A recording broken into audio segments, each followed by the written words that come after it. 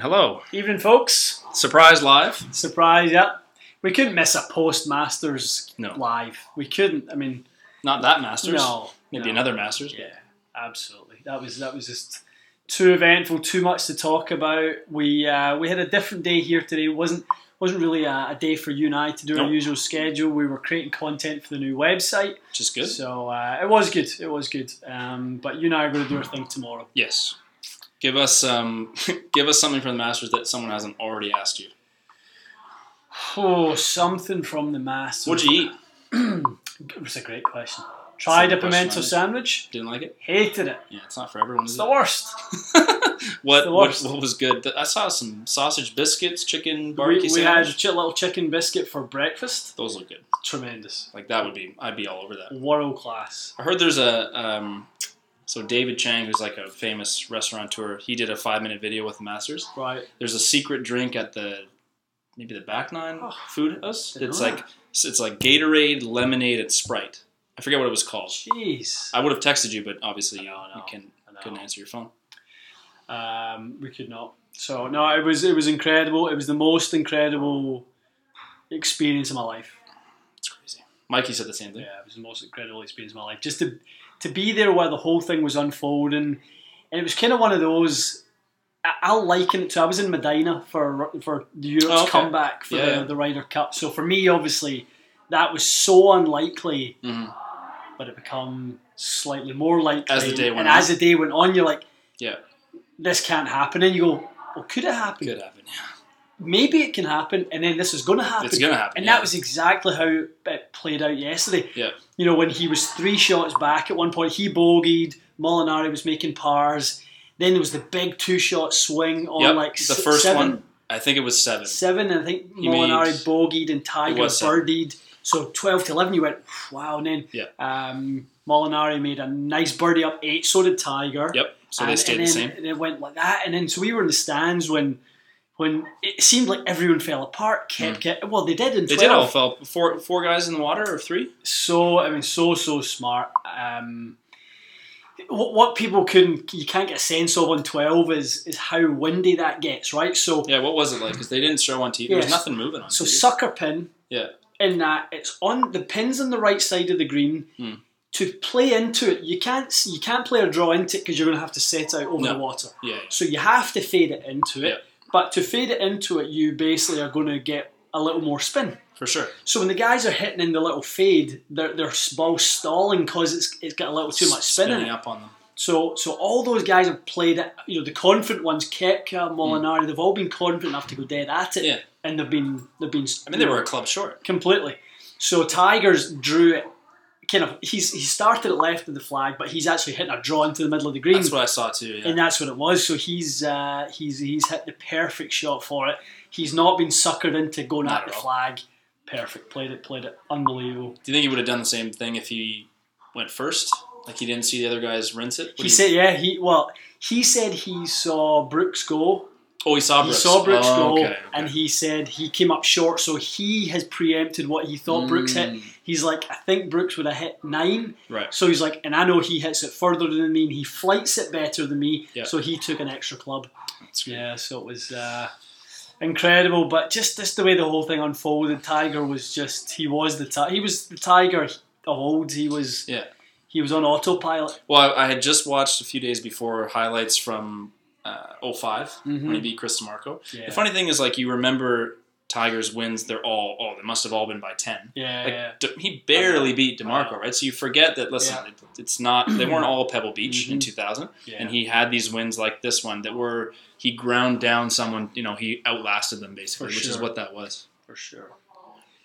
Yeah, no, it was pretty great special. to watch. Yeah. What was the closest you got to the team? Oh, I mean, we were a couple of yards. Nice. Yeah, on a bunch of holes. I mean, the Masters is one of those courses where you know where the action happens. There's pivotal moments in the last round. So we watched them on 8. We watched them on 13, 15, 16 and 18. So did you go ahead plant yourself. Yeah. So that's what I figured, because I didn't really see a lot of people moving around, or not relative to most drivers. And you can't, you're just going to get swamped. It was too busy, and no one's running, obviously. So there's not getting anywhere. Well, I mean, to be honest, there was some people really jockeying for position and trying to get into it, and Mike and I were doing exactly the same. We're doing what we can. You would be, right? I know. All right. So let's grab a few questions. I hope you guys enjoyed it. I mean, I know everyone's is gonna have loved it. Whether Tiger's your guy or not, you can't help but admire the way he's kind of managed to come back. It's quite hard to imagine how. Well, even if you don't like him, the buzz around the game, starting from yesterday onwards, is going to be ridiculous. Sure, I know. Crazy. So let's see what we've got here. We've got the live. Let's see. Do you want to go down to the bottom? And I'll. Let's do that. Let's do that. I'll start with this one from Danny. It's a good question. Danny's asking, he struggles with the hook, with the driver. Yep. He's asking if a heavier shaft would make it harder to turn the ball over. So help him keep it down the right side, I guess. Danny, the biggest thing is going to be establishing what's creating the hook. Is it the toe strike? Is it the closed face relative to the path? Is it your equipment letting you down and breaking down? So, definitely heavier shaft could certainly kind of keep the club behind you a little bit longer. It could actually have the opposite effect. It could be so heavy you end up flipping it. Right. So, it just depends how it affects your timing. Like we always say, Danny, we never try to cure a problem one way. We try to cure it as many ways as possible. And if that's going to a driver with a further forward CG to stop rotation, is that starting with the head weight, the head a little more open, is that pushing the head weight to the toe? Right. You probably look at all of those things. Yeah. To be honest, so he may be in a situation where a lighter shaft ends up being. Yeah, I think. Yeah, it could be. I mean, it could be intense. Just need to try it. Well, and I've seen myself do that, Matty, where we're going down a chain of thought with someone and it's not working. Right. So you literally go the opposite direction. You just abandon ship and go, okay, what I'm thinking is happening is completely the opposite. I'm going the other direction, and often it's that eureka moment. Like, because you don't really know until you. Every person is different, right? For sure. That's a good question.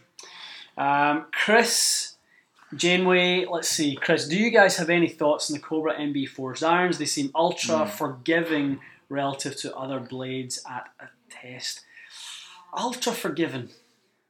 I don't know. I mean, relative to another blade, they've got milled pockets in them. Milled pockets in there. I mean, I've not tried them. A bit like kind of Mura has that with 501. Has that muscle, and then it has same sort of idea. Yeah. TaylorMade rack MBs used to be the same sort of thing. So I mean, you change the weighting, you centralize it, and you try to. But that's not so much for forgiveness. That's more like Tiger's iron. That's placing mass behind the strike point. Okay. So they pulled a bit away from the sides, and because a blade is not going to be forgiving in many ways. No. Generally speaking, unless the forgiveness is in turf interaction, like we talk about sometimes.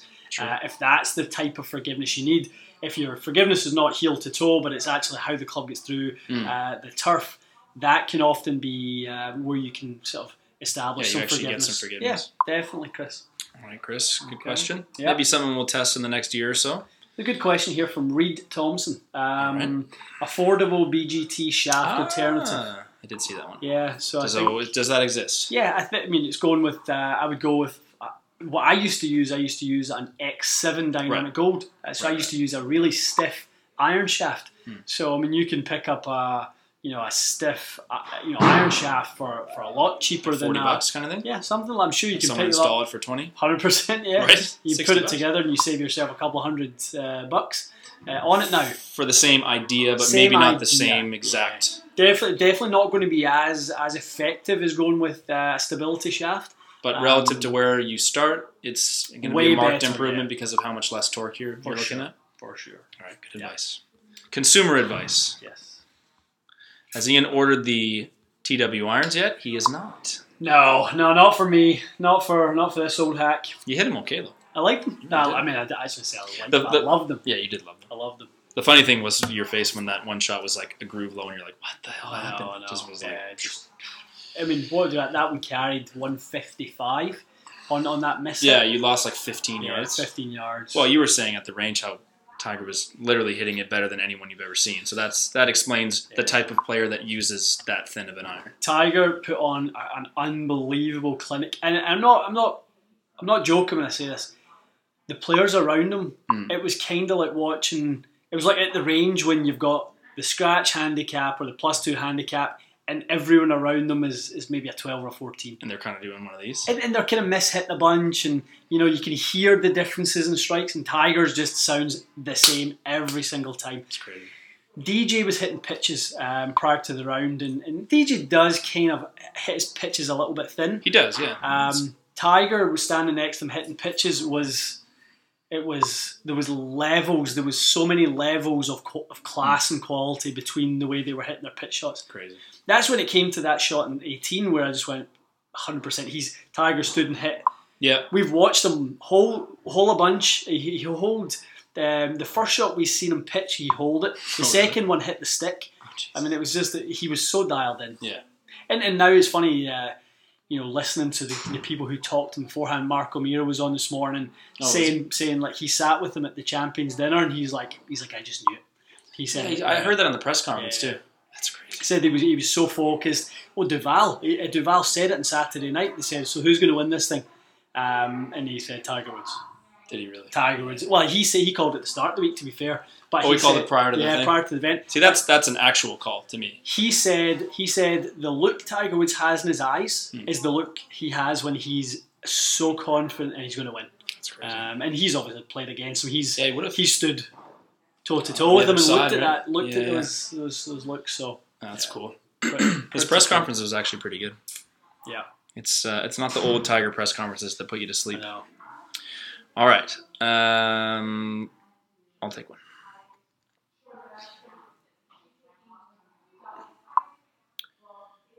All right. So Nicholas is asking about where to go get fit, and I have a feeling that these are a couple that you recommend frequently. He's in the Arizona area, so he's looking between cool clubs, hot sticks, and True Spec. Yeah. In the area of Arizona's a big state, obviously, but willing to travel, I guess. Nicholas, maybe give us a shout and let us know. Do you want to be fit indoors or outdoors? Oh, okay. Because obviously in Arizona, you've got the option, you've got the weather on your side, so you can do both. True Specs is indoor only in Arizona? Or do they have an outdoor? True Spec is indoor only right now, I believe. They used to have an outdoor location in Arizona, but I believe they're just indoors right now. But let us know, Nicholas, if you want to be fit indoors or outdoors. But 3 good options regardless. 3 great options. Actually, do you know what?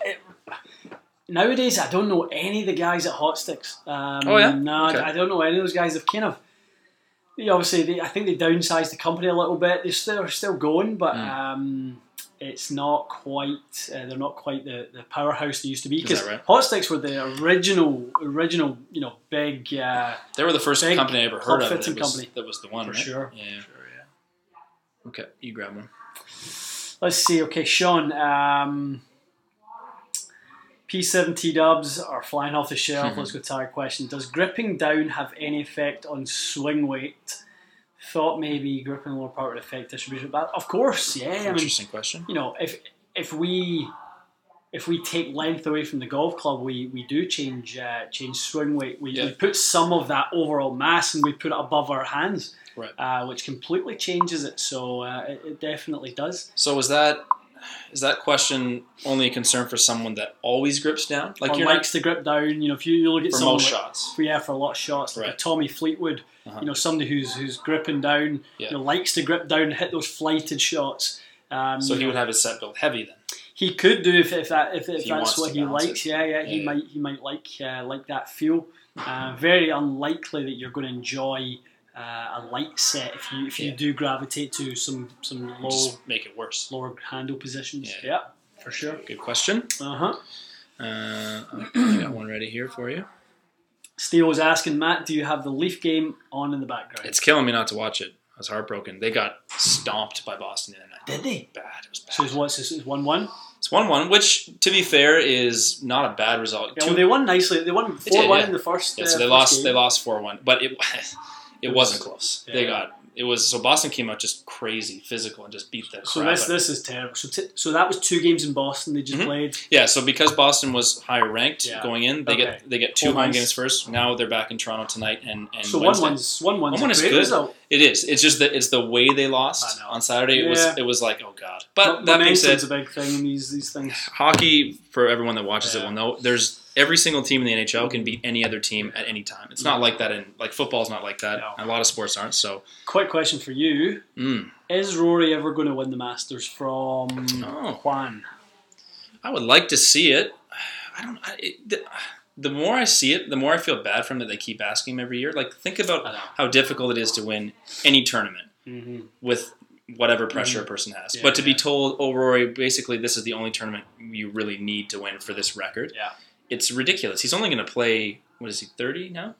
Let's say even that old? Is he? I think he's a bit older. Well, he's my age or 1 year older. So let's say he's 29. I don't think he's turned 30. Yeah, so he's my age. So he's got 16 more Masters or so where he'll be competitive, let's say. Yeah. It's ridiculous. You only go once a year. So you have to not only be playing the best, you need to get some good breaks, you have to be not beat by someone who's hot, all these factors, and it's just one tournament. Yeah. It's too much pressure. But I would love to see it. Now that, to be honest with you, now that Tiger's won, like this was my number one and everyone's number one, like I want to see that. Yeah. I think in terms of a Masters win for like golf's satisfaction, Rory's probably next. Coming next. I think so. I don't know who else. I don't know who else is kind of more due for one than him. There's things like I'd love to see Rory win the Masters. I'd love to see Ricky win a major. I agree with Ricky too. Yep. He'd be I'd good. love to see that too. Any major. Koepka's on some kind of mission. I mean, I'm telling you, when he every time he played quite like Tiger. He did, and he was just in the sense that like a counter punch performance. Every time he made a mistake, he came right back. Double then eagle. Yeah, it's crazy. Who does that? The mentality to do that. It's just when the moments call upon, the timing to hit a great shot. The great players have the ability to pull the great shots out. That's why I think all of us thought that he was going to hold the putt. He missed to be honest with you, if he had made probably 4 or 5 of those makeable putts, he would have won by 4 shots. We wouldn't be having a Tiger conversation at all. But the only thing you could say is that for me, I looked at Tiger bogeyed 4 times. True. He missed a bunch of putts on Friday and Saturday. So those two, I thought those two were head and shoulders above the rest over the days. I agree. Molinari was up until Sunday was just not making any mistakes. I mean, his putting was so clutch. And 11 holes in, he was good, wasn't he? He was, yeah. 11 holes deep, he was fine. He was fantastic. Because the thing is, he got himself he was at 13 under going into the scoreable stretch. Yeah. So you're thinking he would have made a couple. 15, he made a bird in 17. So he was looking at getting to 16, 17 under maybe. That's why I was midway through the round, I was like, oh God, I really wanted Tiger to win, but I'm thinking he's not making any birdies. He's got to get to 15 or 16. I didn't think 13 would be the number, but that's the way these things go. I mean, in Tiger's mind, he's just playing hole to hole. Where am I? I don't need to make those birdies now, so he changes his playing style. Tiger said that on the way round, he was just watching the leaderboard going, okay, if the guys make birdies in front of me, I just need to birdie the same holes. Yeah. So he's like, that's the beauty of being in the last group. It's true. He knows Augusta like the back of his hand, and he can play how he needs to play relative to what the field are doing around him. So Patrick Cantley got to 12. Yes, he did. And then Shoffley made a run, and Jason Day was climbing, and Bubba and DJ and all those guys were throwing birdies up. So then that was when you seen Tiger put his foot on the gas and birdie 13 and 15 and 16. He just done what he needed to do. I never saw it, but it sounded like he got very lucky on 11 and 13. Yes, he did. Yes, to have that opening on 11. So the shot he hit on 11, it was amazing shot. The second shot. Yeah, he only had to curve it, to be fair, I would say 10, 15 yards. Yeah. Now, I'm not saying it wasn't really amazing. It was hitting it off that crushed stone stuff. He's had to curve it around a tree. He's got people everywhere. So it was an amazing shot, but it was a window, a big window. And apparently he get that window 2 days in a row. Oh, he got it at least twice. He blocked it 2 days in a row. But he admits that, though. He says you don't win majors when you don't get a couple good breaks. 100%. And you just don't. To be fair, you don't. If he's behind a tree and he makes double, then you don't win a major. That's right. But exactly. we could talk about the Masters. For sure. I know. So good. Let's take this from Joe. Joe was asking us on Patreon the other day. So I joked with him. I said he should just text you and say, "Hey, what's he playing? What's he playing? Because it'll be the same thing." So he's got his TZ5 in there. Same. Are you playing 65 in yours? 65 grand? 65X. Yeah. I believe he's got a new Ping G410. I think, unless I'm confused. Oh, so what's a good little 3-wood partner for that? Considering it'll be probably one that you would play. Well, maybe or maybe not, Joe. Maybe give us a little context because I play Terzi white in my fairway wood, but I love to have a strong fairway wood, something that's really powerful in flight. I don't really like a high penetrating or a high soft flight with a 3-wood. Right. I like it to be kind of more of a bullet. So I always use a little bit more of a driver shaft or driver style shaft, and then the 3-wood. So for me right now, I use Terzi white, but Terzi blue maybe. Terzi blue is great. Accra, I would say probably, Joe, if you tried the Terzi Extreme 275 M5, I like that one too. It's a really good fairway wood shaft. The regular Rajan is good. VA Rajan is excellent. Actually, Joe, that Drago shaft is really good as well. 7505, Joe, would be good. Yeah, it's really good. Plenty to try there. All right, just an interesting one from Gunnar there. Let's see. Oh, back up. Let's see. Is T-Dub going to stop the stronger low flight club mania? I never liked that stuff. High flight, I love. No, is the answer to that. No. People love distance, Gunnar. That's the thing. I mean, if you have enough speed to sort of give away a little bit of yardage, go for it. But all these irons they're designed to hit it further, but they're also designed to hit it higher. I know. If you're hitting it with more ball speed, it's going to go higher and all this kind of stuff. So I've been playing a lot with the Mizuno irons I got at the start of this year. Right. And I moved to X100s, as I've mentioned a bunch of times and stuff. So I played a bit when I was down south. The flight on them is 20 feet higher than my previous irons. Wow, that's a lot. Like, you can stop the long irons I can stop a 5-iron like I used to stop a 9-iron. Really? Yeah. Are you attributing that to the shaft change, or do you think the heads are a little? I don't know. I think mostly. Less jumpy, to be honest, I think the head and shaft combo together is the biggest thing. The split cavities with the X1s. So be interesting to do a little further testing. Even to the point where, to be honest, I wondered if it was too high. Really? You thought it might be floating? Maybe. Well, if I can stop a 5-iron like a 9-iron, I don't really need it to do that. True. But you usually get that stopping power from the height of it. Like you're not spinning the crap out of anything usually. And part of what I'm trying to work on with Larry is to launch it lower and spin it higher. Oh, okay. Through getting a little bit more compression on top of it. Yeah, a little bit. Yeah. All right. Thanks for that, Gunnar. Good question. Let's see. We've got a few goodies come in here. Yeah, catch us up. Brandon is asking, great mid-handicap video with Ronnie a while back. That's great. Yeah. Really good. Brought awareness to the MMC for me. Your opinion, AP2 versus MMC versus 785 as far as forgiveness goes. MMC, and sorry, what was the first one? AP2. I would imagine 785 is the least forgiving. I mean, certainly in terms of mixing material, it's the least techie one. Yeah, so it has obviously some tungsten in the toe, but I mean, I suppose that in a sense they're all fairly forgiving. I think of the head size, 785 and MMC have a slightly larger footprint on the head. Right. AP2 is a little bit smaller head size. It is. Yep. Fractionally smaller. So.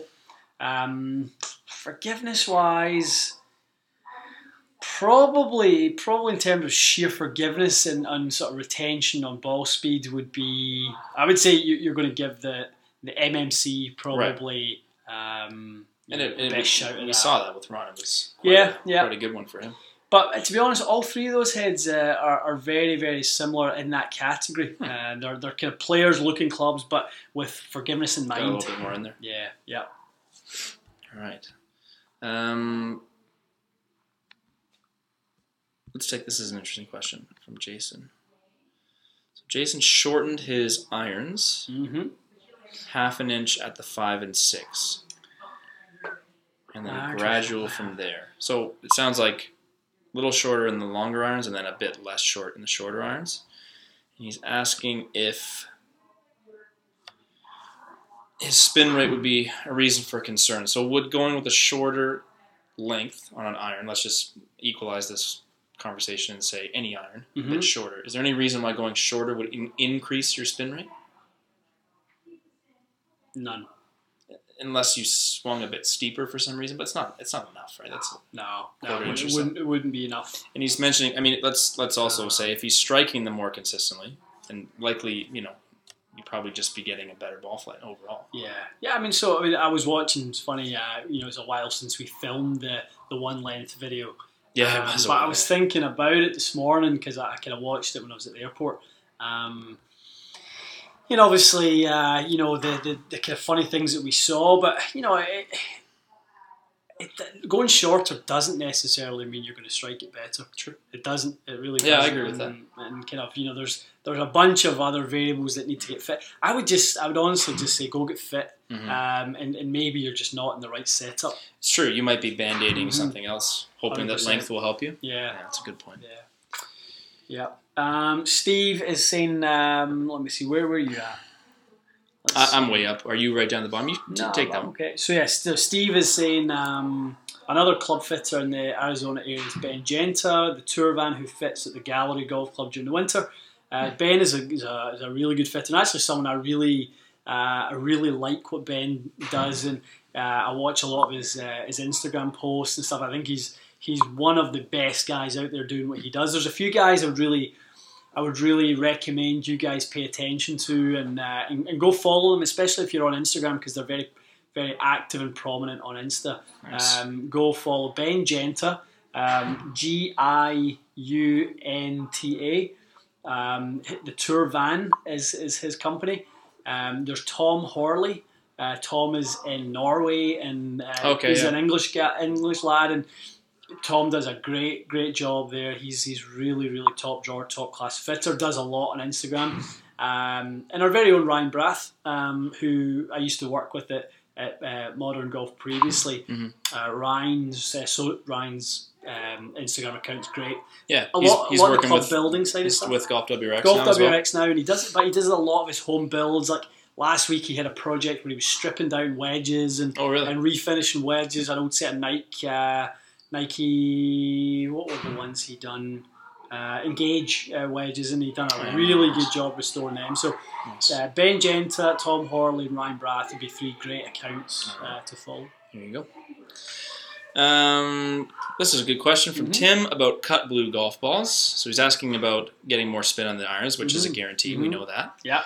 He's asking if you would lose driver distance for someone with a slower swing speed. Well, we saw the spin rate kind of almost regulate a little bit with the driver, so it wasn't high on the driver. No, it wasn't. It wasn't 1,000 more than it is on the irons with the driver. It's not like you went from 4,000 with the iron to 5,000 on the iron. It was in the same range as like a Pro V1 on the driver. No, exactly. It was pretty much It was good. So for someone like Tim or anyone really, if you need more spin on the irons, there's no downside unless the irons are spinning too much, which I would assume isn't a problem for that particular case. Okay. Save that one from Kenny because I think that's a prominent one.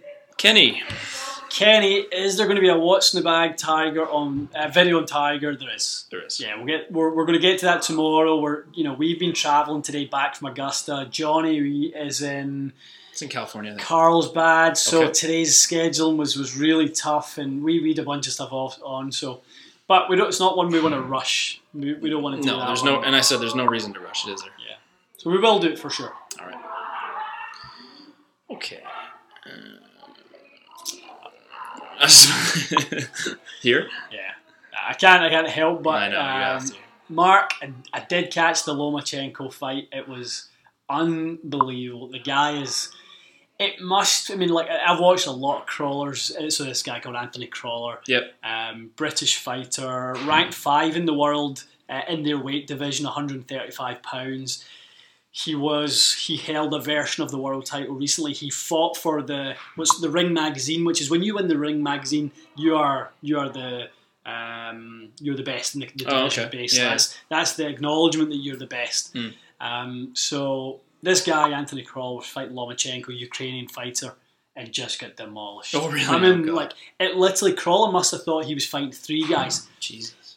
Lomachenko's movement is so good around you that he'll hit you, you'll react to the hit, he's already moved into the next position to get you. So he's ahead. He's ahead of what you're expecting. Yeah, that's so. I mean, it's literally like the Matrix. That's what it's like. Like his laterally. Footwork, his footwork is so good. So he'll hit you, you'll react, he'll move, and you're reacting to it coming from one dimension, and he's actually coming at you from the other. So we hammered him. Took him out, KO'd him in 4. Did people have lost some money on that fight, or is that expected? Crawler was Lomachenko was 500 to 1 on. So you would have to put on $500 to get one back. To get one back. Yeah, he was a heavy favourite. That's a serious heavy favourite. There's your weekly boxing update, folks. This is your dream. Little Masters, little boxing. What else can we talk about? I know. Talk about some tea or Starbucks? From the Mango Man. Where did I speak? Where's Al? Oh, yeah, there's your tea order. Okay, while you're doing that. Go for it, yeah. So we are talking about a 119 mile an hour swing speed. Is he outside? What are you looking at? I'm with my trunk wide open. Oh, it's a safe neighborhood. I did that at my house the other night. I woke up in the morning. Speaking of digressing. I woke up in the morning the other day. I left my thing open the whole night. My neighbor's like, no. Are you all right? I was like, no, I'm just an idiot. That's all. All right. I'll start on this question while Ian closes his car. So you're asking, okay, not getting enough height, but you're swinging very quickly. So what is usually going wrong from a technique or equipment perspective? That is a good question. Not enough height. Let us know, Mango Man, what your current driver specs are while I wait for Ian. Let me give you a better answer. Sounds like you're a candidate for more loft, but we're talking about getting more height on the driver. Okay. So he swings very fast, 119, but he is not getting enough height on the ball. So I'm asked if you can follow up with us in terms of what he's using right now.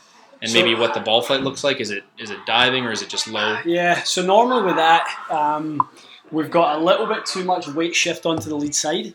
Okay, so taking away loft that way? And then we're can normally, if you get that much speed, you're kind of retaining your angles a little bit. So maybe watch some of Larry's videos on downhinging and get a little bit more width. It's holding too much lag maybe? Yeah. I think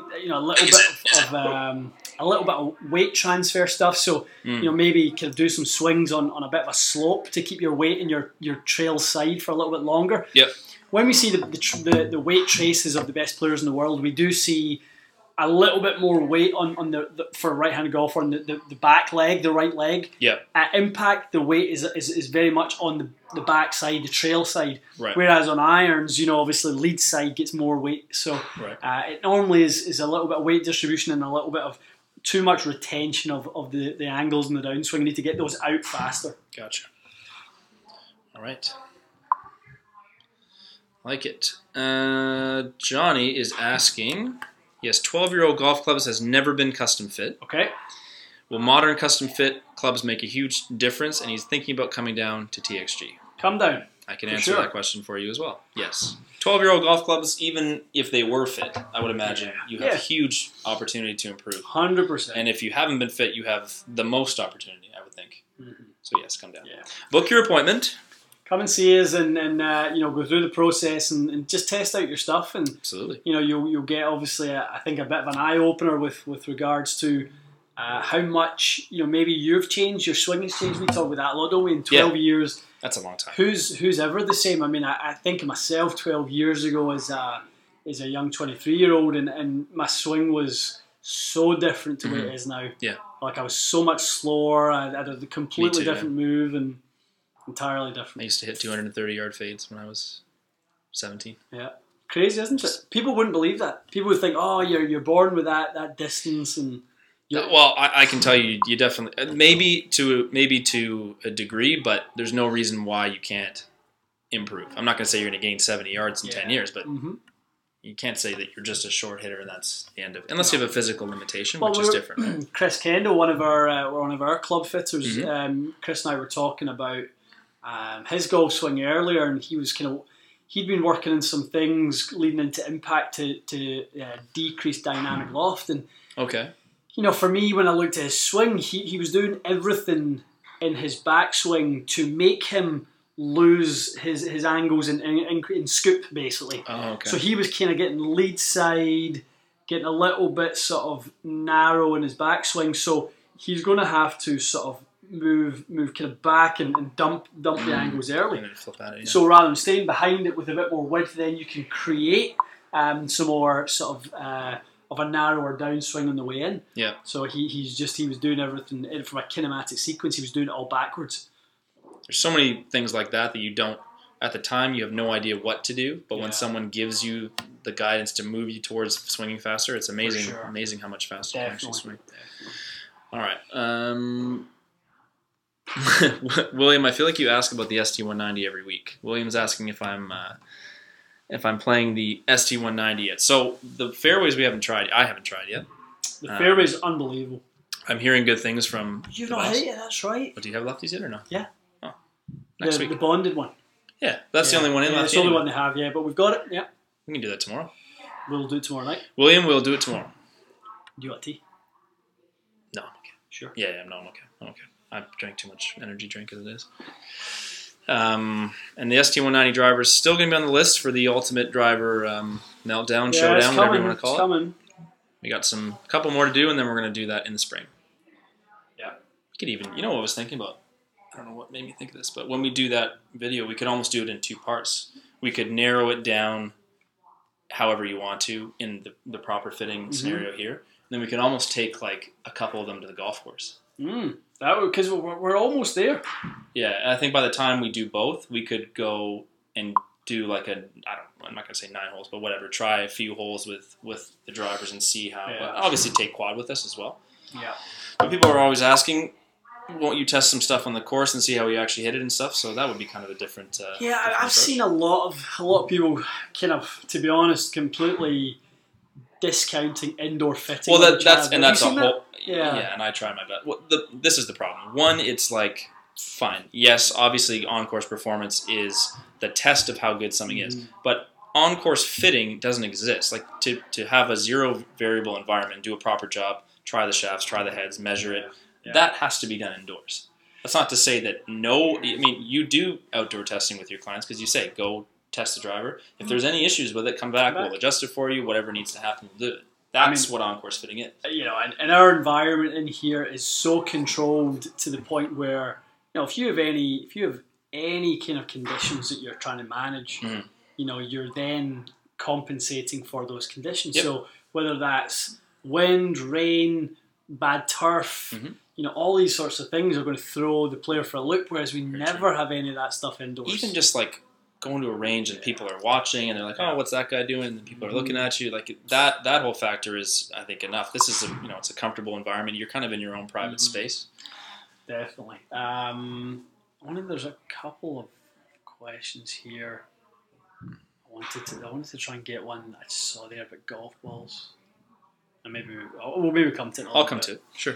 Okay, let's grab a couple of ones here. Okay, let's take this one here.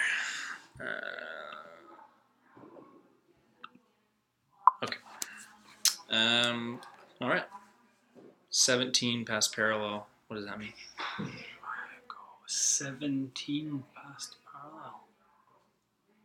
No idea. Not sure. I'll assume that means that you're a little long and then a little bit quick in transition. That's probably what he means. Swinging at 104 with the driver. Fitter put him into an X-flex shaft. Would I be better off fixing the top of my swing first? So he's asking, is the X-flex a band-aid for what might be a bit of a quick, aggressive transition? Is that a band-aid, or is he fast enough for an X-flex shaft, or is that a little bit of a borderline number?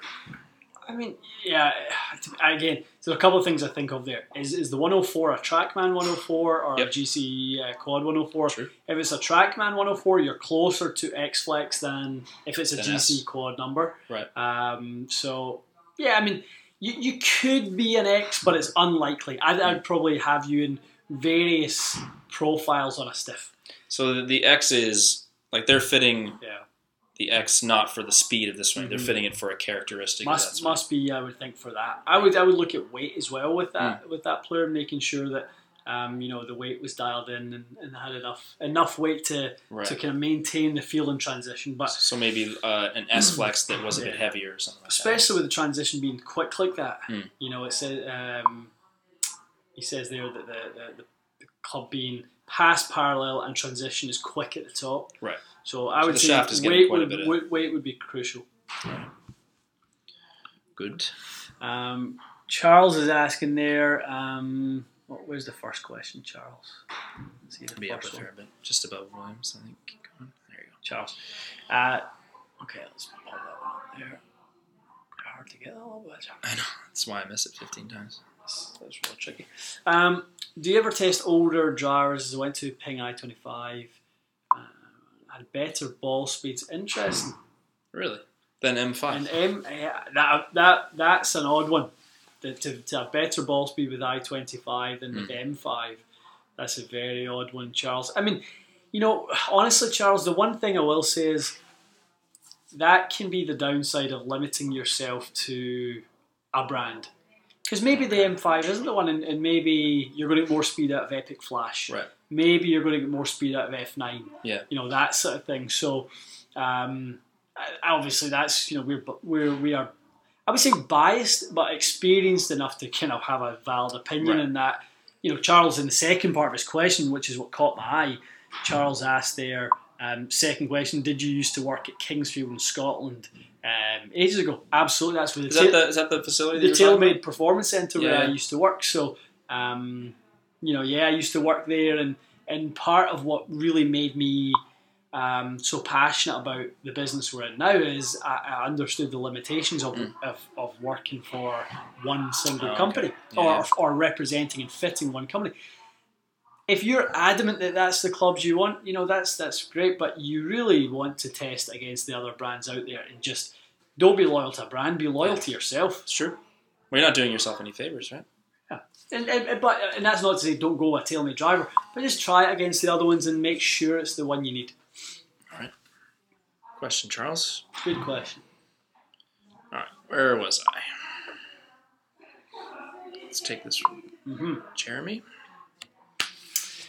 Jeremy, that's when I was in Little. Just looking at them, I was fitted last week for the P760s over P790s for slightly less spin, but I was fitted for the 760s over the 790s for slightly less spin. 760s should have more spin, no? Should have more spin for sure. 81 to 83 with a 7-iron with a true temper 120. I think you're in the wrong head and the wrong shaft, Jeremy. I think you're in the wrong of both. If you have that much spin, you are you're most likely a C-taper Project X type of guy rather than spin. And then what heads? I mean, is it not just need to be a lower lofted? Lower loft, but definitely P790 would be a better option for that type of player. I think anything starting off with less static loft would be helpful for Jeremy here. I would say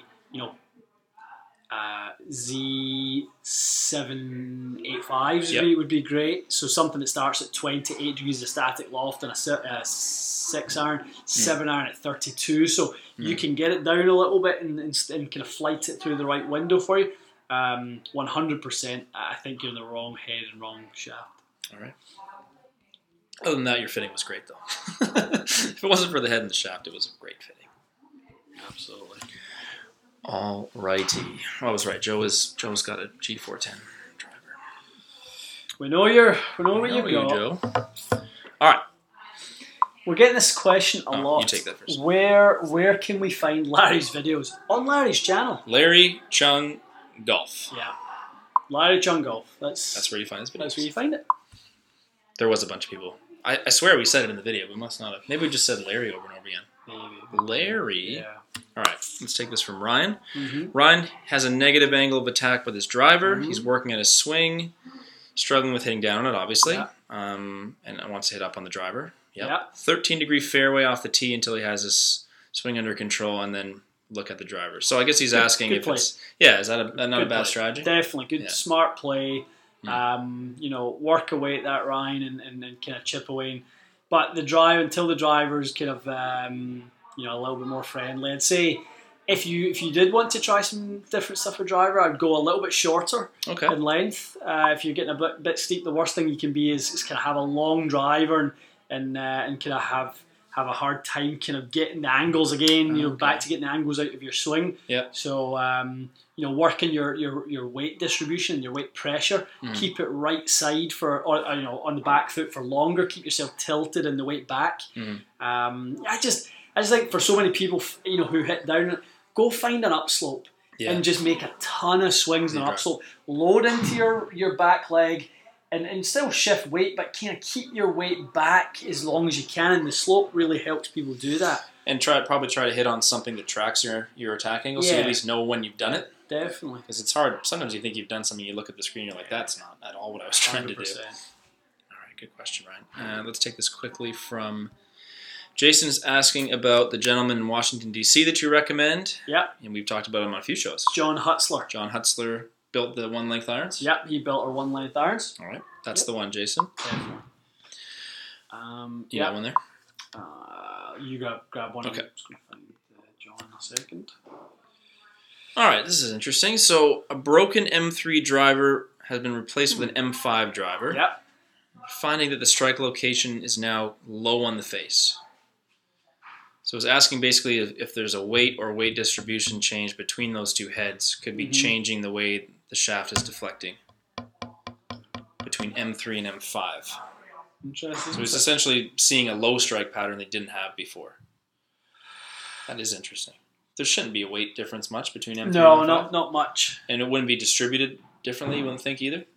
Unless you move the weights? No, I mean, the majority of what they've obviously changed with it is with the speed foam. Yeah. It's an interesting one, isn't it? Is the weight changing the shaft deflection? No, yeah, you're right. It's not different weight. What's the kind of it's hard to quantify that? Yeah, it's hard. I mean, I think unless you knew that you had something to quantify that you used to hit it higher in the head and now you're hitting it lower in the head, like if you had 2 GC quad sessions and you had different measurements, you know, I would say, you know, probably something where the little bit kind of, you know, working in early extensions probably causing Jai to stand up a little bit. Maybe even just the way the head looks, like you might just be swinging it a bit differently. You never know. I guess there's a confidence difference. Maybe that was the long-time gamer or something like that. Honestly, I think when it comes to strike point, I think a lot of people can really benefit from trying to change the strike point. I talk about this quite a bit, where people try to hit it on different parts of the head. You know, try to hit it a little higher in the head. Like go through the exercise of literally trying. Yeah, just saying. You said that to me the other day. You're like, just. Don't hit it in the toe. Hit it in the heel. Hit it in the heel. Yeah. And all of a sudden that strike, you know, shifts it's over. doable. Yeah. It's remarkable how good people are at shifting their strike point.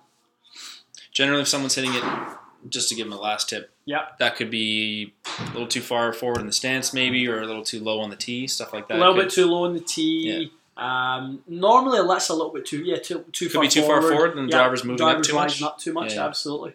Yeah, that's definitely could be happening. All right. Asking if Tiger was using an even fill black in his fairway wood. I don't think so. No, it was a Diamana D plus limited 80 TX. And it's been that since last year? Or he just recently changed into it. He used to use some heavier ones than that. And did he? That's right. He was in 100 gram shots, wasn't he? Yeah, he was 90 in the fairway woods and 70 in the driver, and he just went 60 and 60 and 80 in the fairway woods. Probably, I mean, he's smoothed out his swing so much, it's probably not. He doesn't feel that. I mean, his 3-wood flights were so nice. Like he's hitting those bullet 3. Did you see any of those in person? Like those ones that were like 30 feet up? Best 3-wood flight I've ever seen. Yeah, it's ridiculous. Best 3-wood flight I've ever seen. So that's saying something. I mean, that's true. Seen a lot of good players hit fairway wood. Nothing compares to how Tiger was hitting that 3-wood on the range. I mean, it was perfect. Unbelievable. It was perfect. Yeah, it was literally a perfect ball. All right. Okay, we can't talk about Tiger anymore. Whisker's asking, where's the shaft wall? Where's the ladies? Yeah. They are right there. through there. We're in a sound chamber. We're trying to minimise the noise. Last week was a bit noisy. Was tough. We're in Ian's office. Yeah. Change of pace. This exciting background. I know. It's a lovely shade of grey. Charles was asking what Mizunos you are playing. I was going to show them. They're in the other room. Yeah, split cavity, MP18. MP18 split cavity with a 919 hot metal forearm. Which you love. I love He's a big fan of the forearm, folks. All right.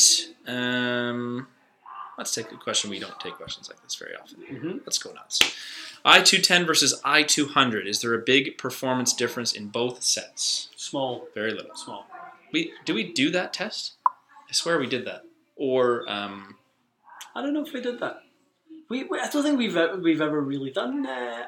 We did the lofts with. Oh no, I-500 is what I'm thinking. You know who hit I-210 was Sammy. That's the only person who hit I-210. Most did he hit I-210s? Yep. They were good for him. Is that you? I'm going up both things. Hold the phone. So, right, guys, let's see what else we've got here.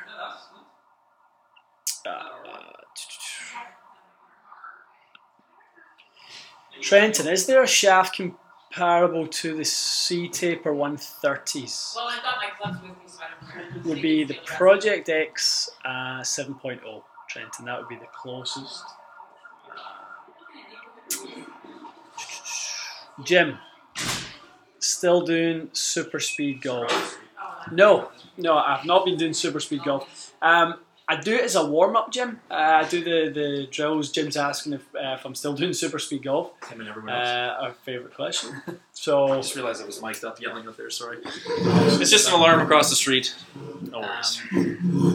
Yeah, so no, I'm haven't been doing super speed golf, but I intend to start doing it.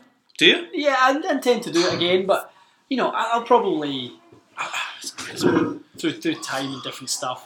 I'll do it intermittently through the season. Yeah. And more for maintenance. Well, you don't need really any more speed now, do you?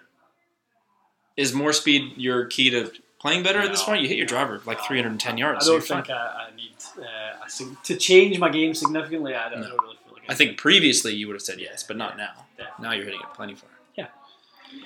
All right. John, you guys should come to the PGA, the bet page for the PGA. We were just talking about that. 1 month.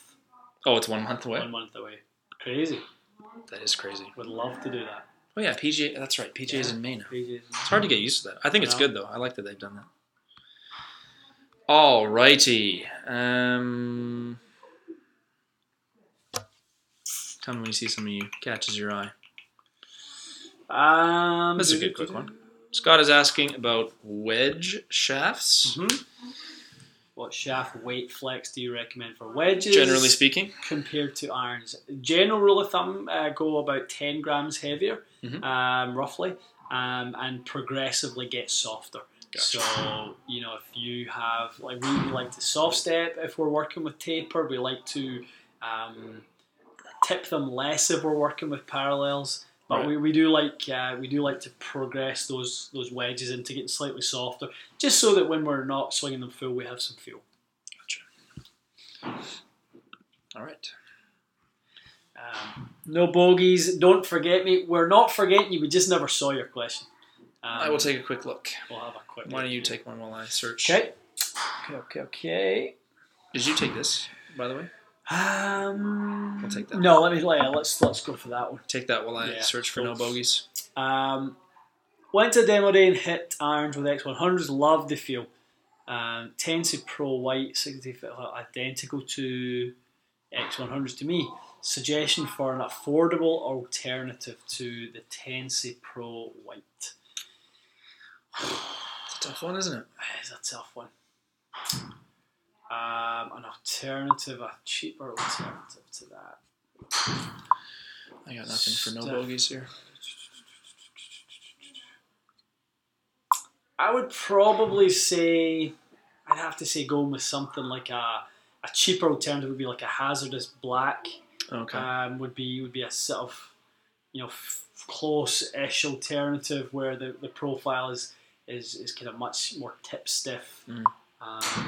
Much more balanced. I'd say that hazardous black. There's There's tons of those in the market. Obviously. Used market even too, like you could just... used market, or even if you don't even want to go with the handcrafted, go with one that comes with one of the drivers. You could always do that if sort of cost is kind of primary. Save yourself a couple $100. Yeah.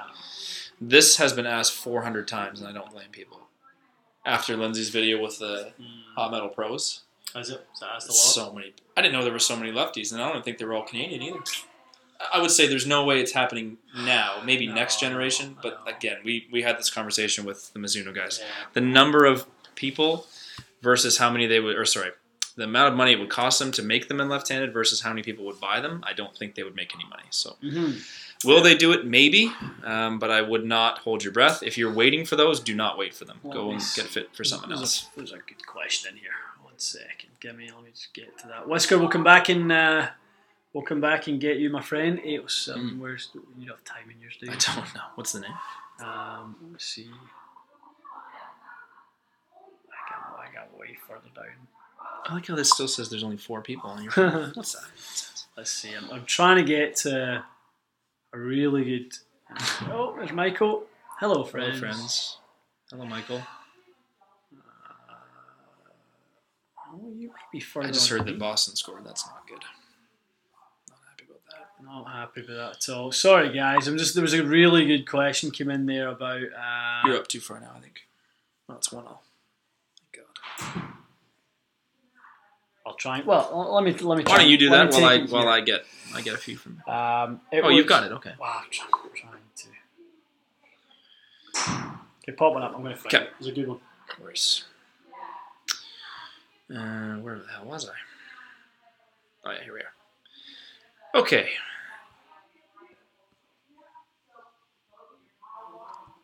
Joe was asking about whether we've given more thought to golf balls we're playing this year. Yes. What did you play down there?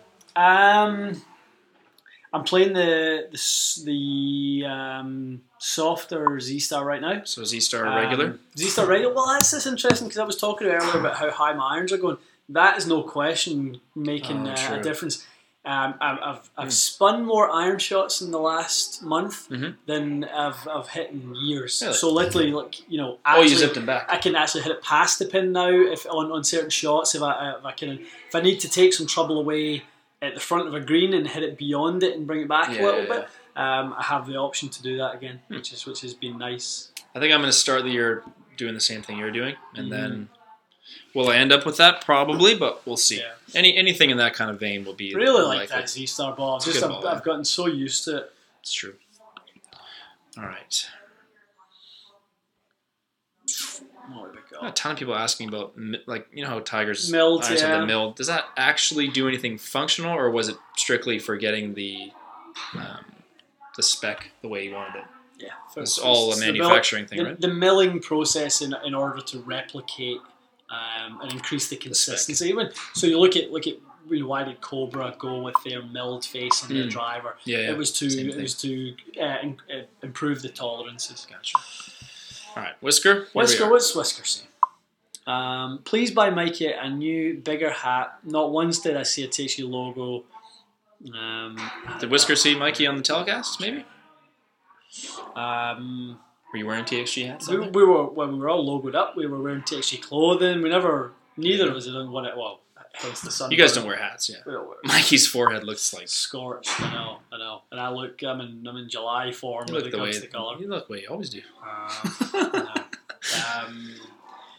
We did have a lot of we met a lot of YouTubers. I was gonna say, did you get recognized? Yeah, you must have been. We did. Yeah, lots of people. Yeah, nice. We bumped into a lot of subscribers and viewers and stuff down there, which was really cool. We got a chance to hang out with a few of those guys in the crowd and chat. Were you staying with people that came up from the States? Yeah, we did. That's great. We stayed with April and Sherry. We played golf with them at Reynolds. Oh, really? What a place that is. Reynolds. I saw Mikey's Instagram. Looked great. It's now called Reynolds on Oconee.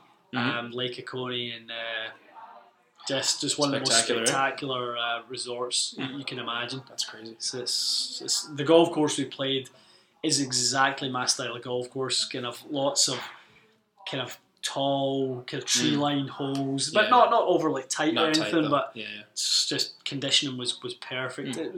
It's the nicest golf resort I've ever been on. Really? Yeah. No, like it's saying something. I've been to Desert Mountain, been to Kiowa, been to a ton of those types of places. It's by far the best I've been to. How close to Augusta is that? I think it was an hour and 15. Okay, so not, it's a little over an hour. Not crazy far away. Not far. Good Georgia destination. Yep. All right. You want to take a putter question? Sure. How do you go about fitting a player for a putter weight? Total weight, swing weight, counterbalance. Trial and error. Trial and error, yeah. Trial and error. Yeah. That's it. Come in, out. Come in. Just watch that tripod. You're good. My boy. Leafs are up 1-0. They scored. They just scored. No. Yeah. I better leave before I change. Oh, I'm already upset. Thanks, buddy. I'll be right back. Thanks, Al. Look at this. Cheers from Al. Cheers. So, yes, there is some science, but in order to figure out what works for that person, we let the science dictate what's happening. We will use trial and error. Mm-hmm. We'll give weight, we'll take weight away, we'll place it in different spots, and then we'll watch how it affects the numbers and delivery. Yeah. So it's art and science. Gotcha. Yeah. Are you selling a lot of counterbalance putters? Or is it like if 100 putters go out, like how many of those putters are counterbalanced? 20. Okay, so it's a fair amount. Yeah, 1 in 5. And is it all from companies like Odyssey or I don't know who else does it? But no. I mean, we will do it with anything. So depending on the player and their delivery, if they feel like they have a little bit loss of control in the handle, if they feel like their stroke maybe gets a little wavy, a little wandering hands, helps your hands a bit. Yeah, we will often put a little bit more weight in the handle just to stabilize the grip section. Yeah. I haven't tried a counterbalance putter in a long time. I had one like 10 years ago. But okay. Dave is asking a build question. He's asking if a graphite butt extension affects the, I'm assuming, performance of the shaft. So he's extended the shaft with an extension. No, I mean, it's not ideal, obviously. It's not the best way to extend a golf club, but it affects the shaft and how it bends and stuff. Not really. No. If how much would you have to add before it became an issue? No one's adding more than an inch, you would think. Maybe they bought a shaft that was cut short and they just want to play it normal length. Yeah, I mean, if you say you were playing it a couple inches short and then you extended it, the actual shaft being 2 inches short, so you're playing a shaft at 41.5 inches of actual shaft, then it could get a little stiff and a little void of feel.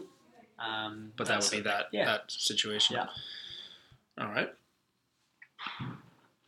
Excuse me, guys. We'll have some dinner. Thank you, Bo. Bo's chiming in from Ohio. Hey, Bo. Glad to hear you like it. Thank you, sir. It's been raining every day up here too, so you're not alone. It's literally rained. It's rained for like 2 days straight. It's depressing. Mark's got beauty. Mark, this one here? Mm-hmm. Yeah. So Mark is having a hard time separating his hips from shoulders in the downswing. Okay. Kinematic sequence issue.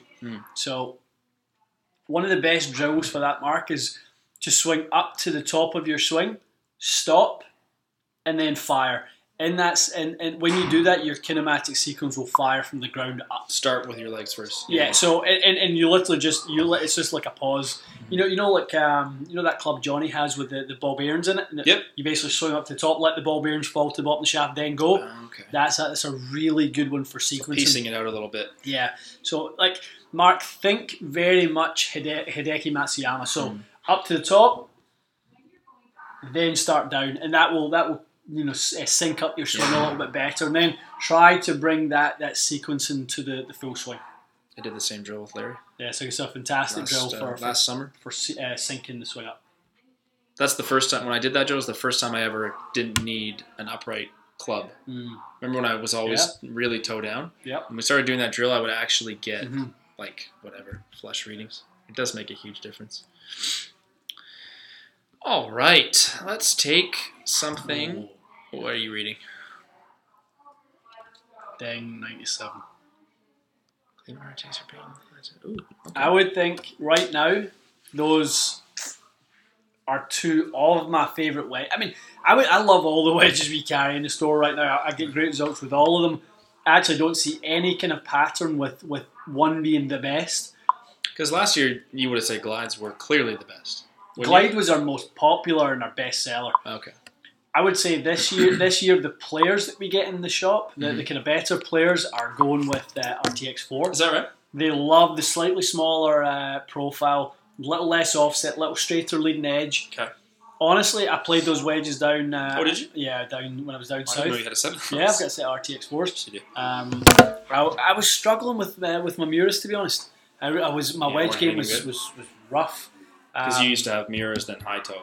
Yeah, and I wasn't even using the high toe. I was just using 50, 55, 60 in the Miuras, and my wedge game was rough. It was much, much better. Yeah, in this trip. Were there bounce differences, or you just I picked bounce differences, shaft differences. Right. I kind of built them exactly as I wanted them, and it was. That's nice. It was good. So I would say RTX4 and Ping Glide 2.0, impossible for me to separate them. For one type of golfer, the glides would be better, and another, the RTX4 would be better. Both are fantastic. I'd need to know a little bit more about what you need. Try them both. That's a good short list for wedge fitting. Definitely. Typically, one thing I will say is the Glide 2.0s come with slightly more bounce. Is that right? Yeah. So the standard number is higher? Yeah. Okay. So if you need that, go with the Glides. If not, have a look at the RTX4. Gotcha. Whispers reminding us last time. Did I come back sunburned last? Oh, I did. When we went to Magna, remember? Scorched? Yeah, we were. Well, again, the iPad was scorched. The worst sunburn of all of us. The day was scorched. Mm-hmm. I'm much more responsible with my sunscreen now. Very responsible. I'd love to go to Bethpage. I know. Tony's asking questions about that. I would love to go to that. Can you imagine if he wins at Bethpage, going into Pebble? He'd be going into the US Open at Pebble. He wins at Pebble. Would he be world number one at that point? He would be for sure, right? Absolutely. And he's 6 right now. 100%. But that'd be ridiculous. DJ just climbed past Rosie, didn't he, to get back to number one? Did he? He did. Yeah. Well, Rosie missed the cut. That doesn't help, does it? That was such a surprise. It was. That was probably the biggest miscut surprise, you would say. There's just no reason why you would think he must have. Not round a course where he has form. Not feeling good, maybe. Not. Yeah, I mean something with him. He's, to be fair, since his win, he showed no form. That's true. Showed no form. Well, he switched clubs. Everything was really good. One tournament and then kind of nothing. Yeah, it's true. All right, more golf ball questions.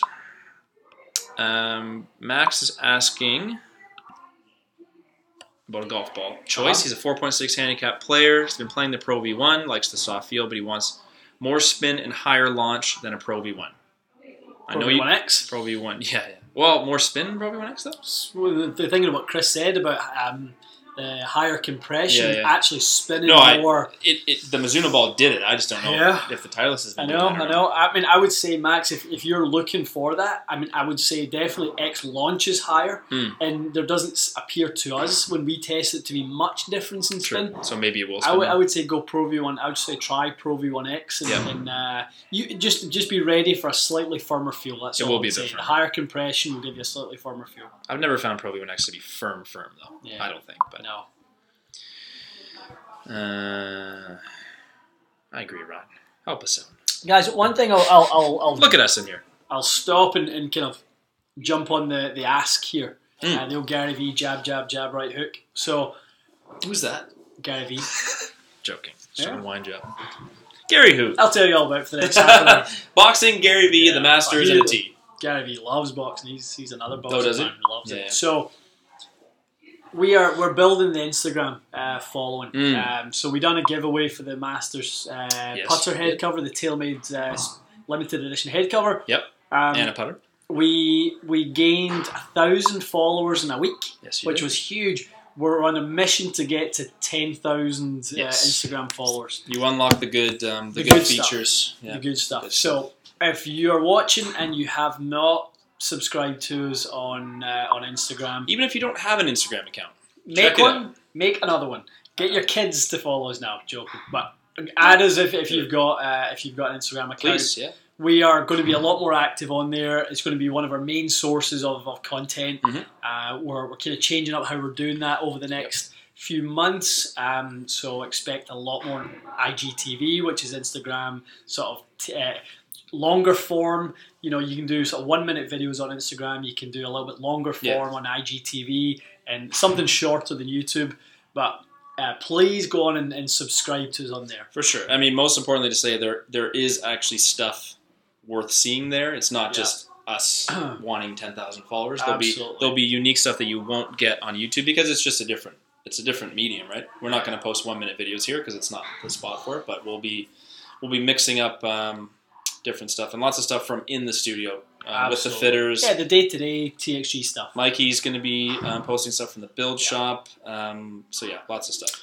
Make yourself an Instagram account. Derek got fitted at TXG last Friday, was visiting family from Toronto, but would have been worth a standalone trip from California. That is literally means the world to us that people would go, I would fly 4.5, 5 hours to visit you guys. It's a long flight. It's a long flight, so thank you. It's good, Derek. Good to hear you. Sorry I never got a chance to meet you while we were away and stuff, but yeah, it must have been with the boys. Yeah, let us know who you were fit with.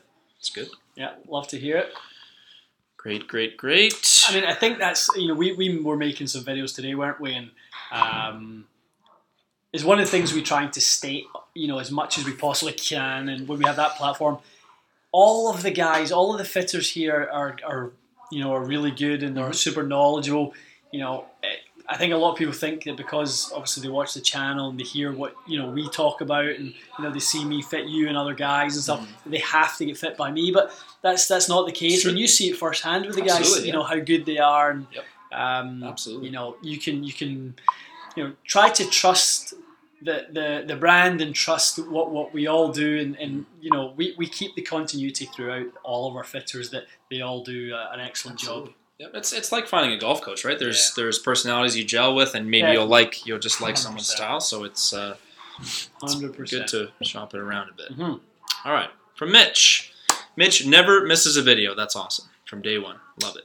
We love you, Mitch. So Mitch is originally from China. He's currently in the U.S. going to school. That's great. Wow. That's right. So he's been watching YouTube in the U.S., but he's going back to China. He'll miss us. We'll miss you too, bud. We will miss you too, Mitch.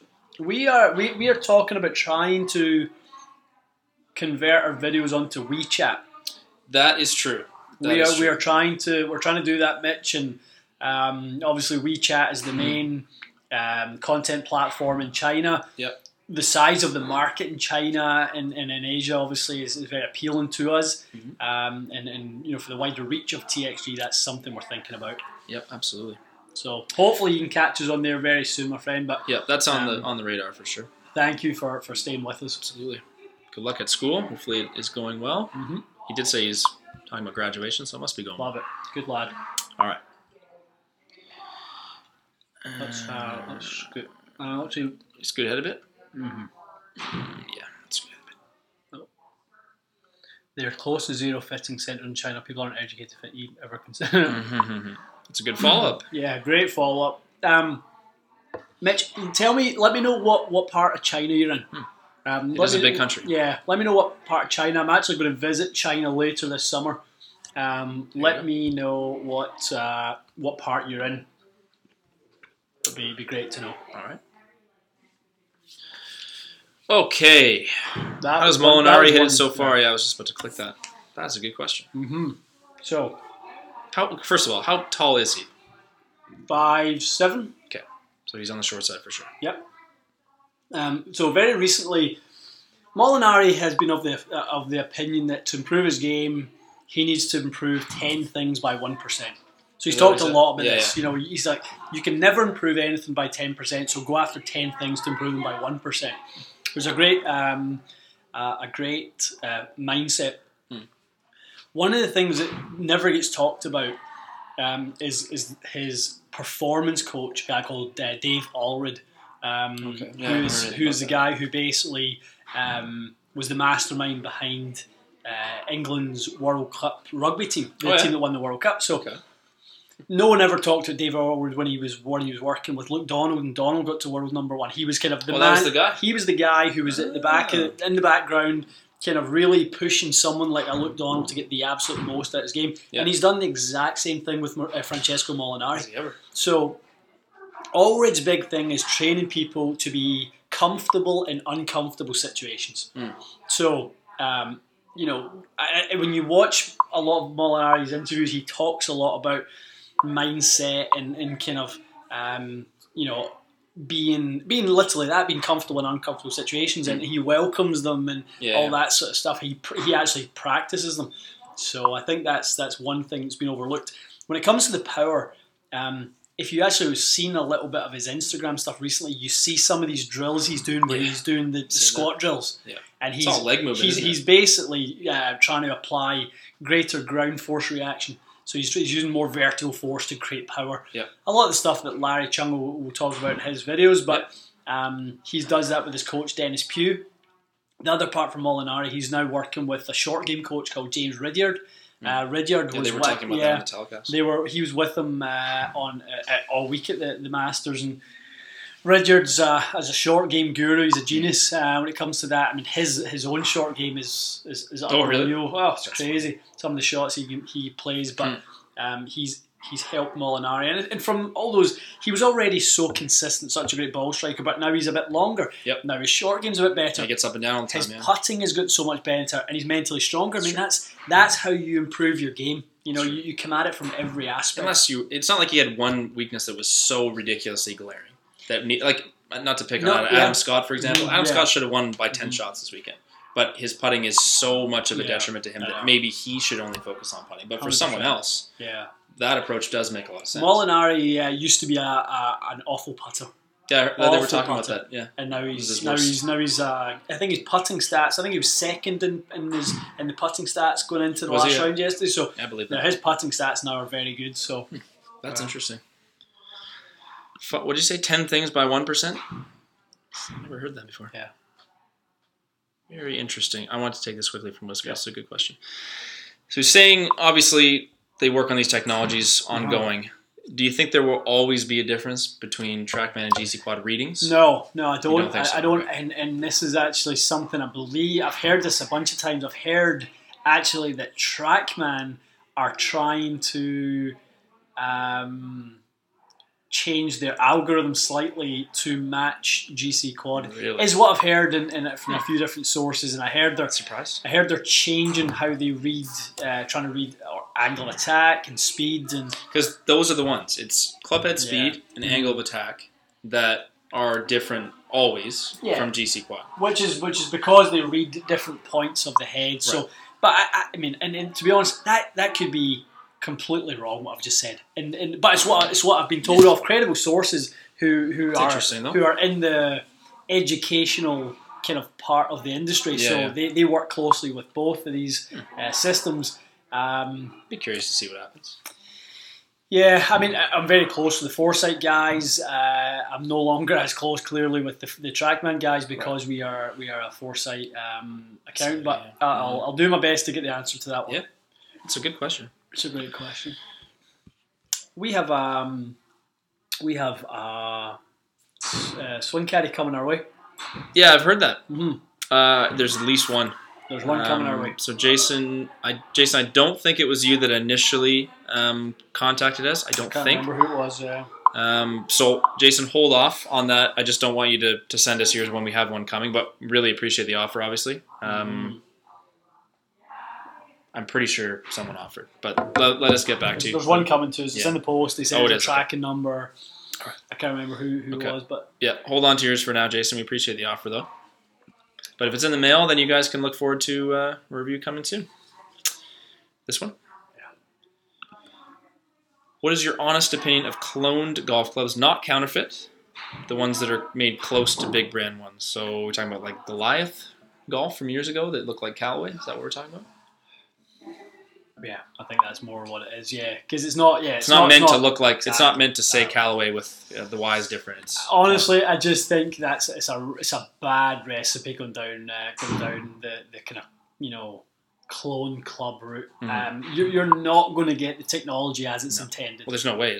How could they charge the amount they charge? There's just no way. There's no way. I mean, I think part of the issue is I think people are under the impression that like the golf industry has this massive profit margin and all these companies are rich. Like, go through some of them are publicly traded. Look at their books. Like, they don't make that much money. I mean, TaylorMade I'm sure is different, but most of them, the margin between them and the wholesale and to you, no one's like, it's not a get rich quick scheme. Who's the company who charged the most out there?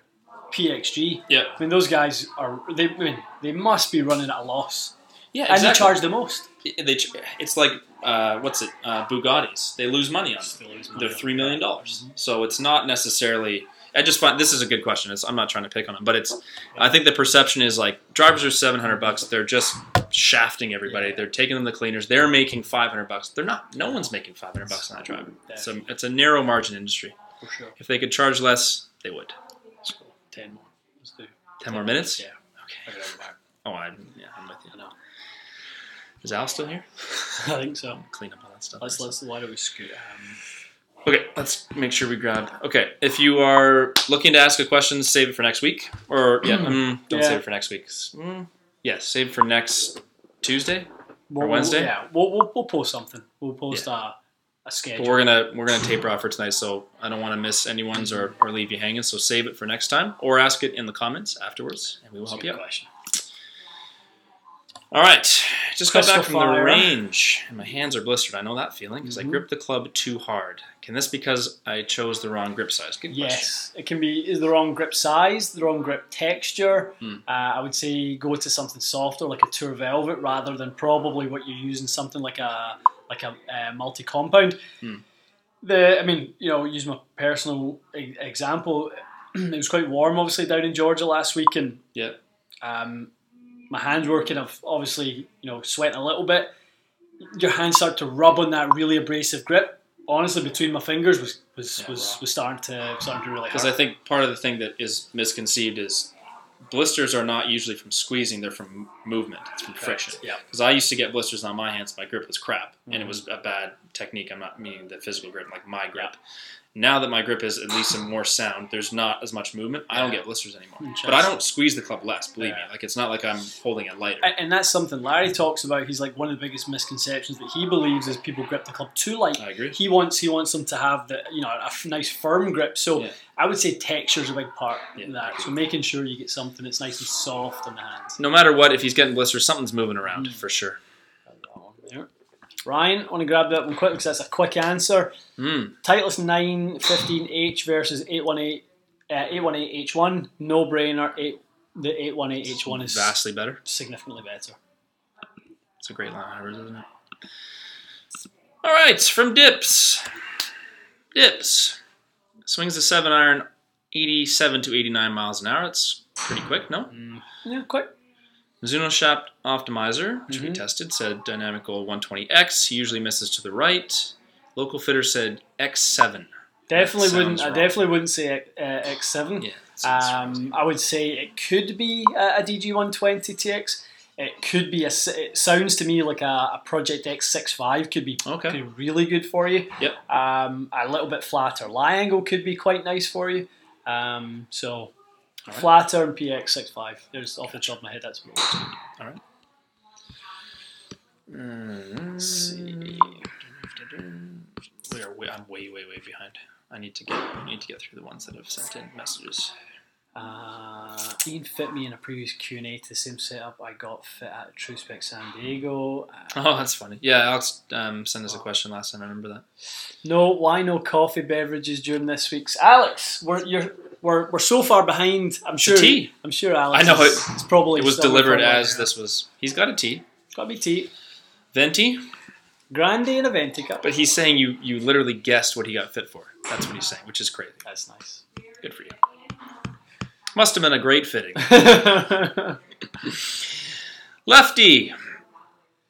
He's hooking his AP2s. Are they a bit too upright? They could be. They certainly could be. They could be. Are they a bit upright? I mean, they come. I think Titleist come. I think half a degree more upright than sort of what we call standard. But if you compare Titleist to Mizuno, then there's a degree and a half of difference. That's right. In that. That's a big difference. Yeah, really definitely. So go get them fit, and they should be good for you. All right. Worth trying out, Lefty. From Caleb. Caleb is asking, is there any reason why he tends to prefer and get better results from shafts that are heavier and stiffer than his swing speed would indicate? So he doesn't swing as fast as he thinks he should for the shaft that he does performing well with. It's just how you utilise the timing and sort of how you use the heft to create the dynamics of your swing. So it's safe to say that the weight and the stiffness is helping him smooth out his transition, time the swing better. Time a little bit better, that sort of thing. Not get quick. Yeah, Caleb, I mean, if you're working with a fitter who can use a little trial and error, establish what's so good about the heavier stuff, and then try to find a way to recreate that with a way that can allow you to be a little bit more dynamic perhaps, and maybe that's using weight in different spots and going lighter overall but keeping weight maybe a little bit lower down so you've got a feel for where the head is. Potentially could be something you could do there. Alright, that's a good question. Good question. Let me take this one quick from Ted. Ted is a frequent commenter. Awesome. Thank you, Ted. So Ted is asking, he's got a Matrix Ozic Double X Stiff, feels like the shaft is getting softer over time. So can that occur with wear and tear, I guess? Is that unlikely? Unlikely, yeah. The shafts, are very unlikely to get softer over time. But if you can take a CPM reading, go to a club builder who has a frequency machine, get it in a 5-inch clamp, load the shaft, unload it, see how much the oscillation spits out in a CPM reading. That'll tell you. Gotcha. All right. Oh, Leafs 2-1. Yes, power play goal. This is killing me. I'm going to miss a win, too. Everyone's asking about these concept irons. So they're going to be $500 an iron? $525 US or something. That was the one. That was the one I was looking for earlier. Nick? I know. Jonathan. Dying to know if you guys agree with Crossfield regarding shafts and drivers. No, actually that wasn't it. But it was about Crossfield and shafts and stuff. Is that close enough?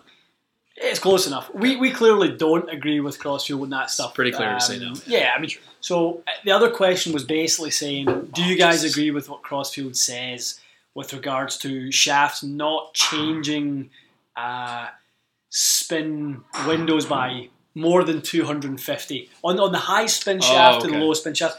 The reality is, shafts don't change enough that they don't allow the player to deliver it the same way twice. I was just gonna give you the prompt on that. 100%. He's saying he's asked the question wrong. Mark has, to be fair. He's 100%. saying, is the shaft physically going to make the ball spin less? But honestly, that's what the question is. The shaft is not doing anything to the ball flight. It's changing the swing itself, and that's changing the ball flight. Mark is saying if all things stay the same, strike point, angle attack, all that stuff, is the shaft going to? Of course it's not. But in that case, wouldn't it just be the same entirely? There'd be no difference. There'd be no difference. Yeah, that'd be zero. I mean, what he's maybe got, maybe in the downswing, a more tip-soft shaft may increase lead deflection, may change, if strike point is the same, it may change dynamic loft slightly. Yep. But, who knows to what degree, because dynamic loft may increase, but also angle attack may increase, and you're left with a similar dynamic loft window. I mean, the reality is, Mark is unfortunately not. He's not giving people not the science of it. He's not giving people the right information with regards to what changes when you change shafts. Right. That's the important bit. It's not that it's. We all know now that shafts don't, just change, launch and spin, but they change a bunch of things. They change deflection. They change delivery slightly at times. Yeah. That's the big one, isn't it? The delivery is what's leading to the change in ball flight. It's a really frustrating thing to for the way he describes that to you guys. Sometimes it's frustrating to listen to it. Yeah. And on that note, that's enough of that. Let's take, at most, 2 more. We gotta get moving. Some chatter in group chatter, which is great. Love it. I just want to make sure we go right to the bottom and make sure I'm up to date, and then we can. Let's go to the perfect. Okay, so let's take 2. Crossfield had a new that's the timing of that today. I'll have to watch Interesting. that. 3-2 Leafs. That's what's really important. I'll have to watch Marky's video and get up to speed. Okay, you know what? Let's take 1 more question, and then let's get the mess that I've left in here packed up. All right.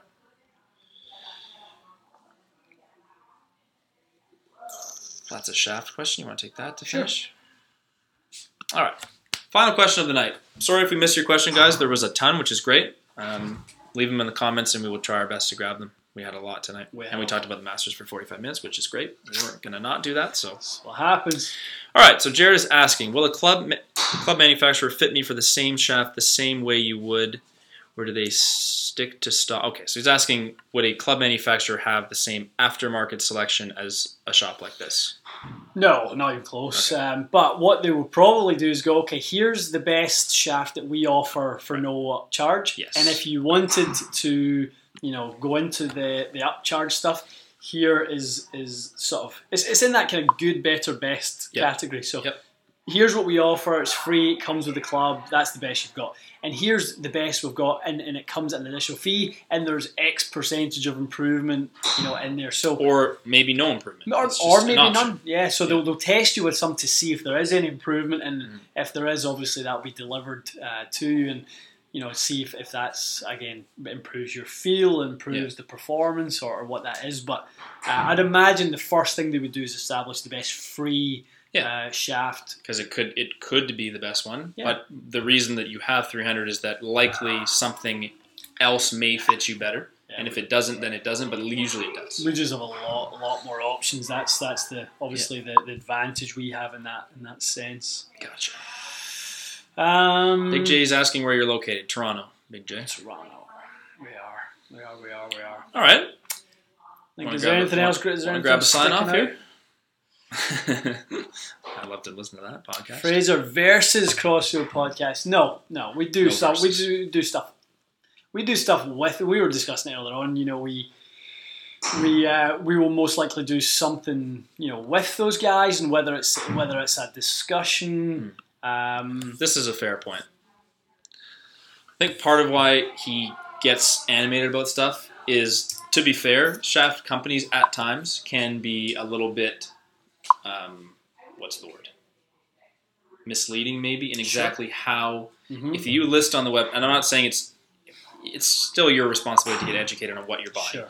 But if the specs say, "Hey, Mister, your shaft is going to be high launch, low spin," and it's on the website, and then that guy goes and buys it, the shaft manufacturer isn't usually saying, "Actually, that shaft may influence your delivery in such and such a way. You may get these results, or you may get none of them." They're not really saying that. So it's not unfair, I would say, for him to challenge those things, but it's also not fair to challenge them in the way that he has, because he's more or less saying they're not doing almost anything.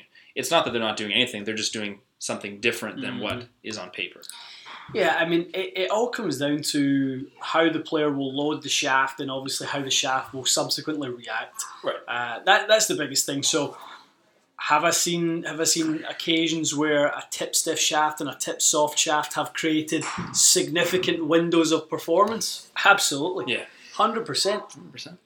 If we took you right now and put on a tip soft Accra 150 M2 and gave you a same company Accra Terzi Extreme 485 M5 Plus. Yep. Would there be a different, flight window? 100%. For sure. Of course there would be. There would be. Maybe there's a video coming on that. So there's definitely a video coming on that. Maybe. More than one. All right. Good live. Surprise live. We were late. Appreciate everyone tuning in. Still 300 plus people. We gave you no notice. We started before and we ended up with. I know. It's great. It's still 4 on your phone, apparently. This was good. Yeah. So what's going on for the next little bit? We will be here again tomorrow night, not live, but we're going to film some videos. So you will see, I would say, your usual TXG schedule over the next week or so. And then I'm away on vacation Monday, so we won't be doing a live next Monday, which is whatever the hell. Whisker's such Speed a phone. tease. Know, such a tease. You love it doesn't, Whisker. You know it doesn't. Stir the pot, Whisker. It gives you the same speed as the next guy. That's what it does. So we'll be filming tomorrow. No live, obviously. Next Monday, I'm away. We will maybe do a live on the Tuesday, but I'm not going to promise it. Follow us on Instagram. Maybe we'll update you. Yeah, absolutely. I think definitely catch us on Instagram. We're going to make a point as a team to be active on the daily with that. Steve-O's got it. He knows. McDonald's, Leafs and chill. Good night. That's a Matt Bloy night. I don't think I'm going to make it home by the time the game's over. I'm going to watch. You don't have cable in here, do you? Oh my god. We don't. A nightmare. I know. All right. Okay. Thanks, guys. Appreciate you watching. Thank you so much. Hope you enjoyed the golf. Hope you enjoyed everything about, the kickoff to the season. I don't think the season has started with this much buzz. Not as long as I can remember. I mean, it's fair to say, I don't think it's overemphasizing to say not since 97. Fair. Not since 97. I mean, this is... Fair.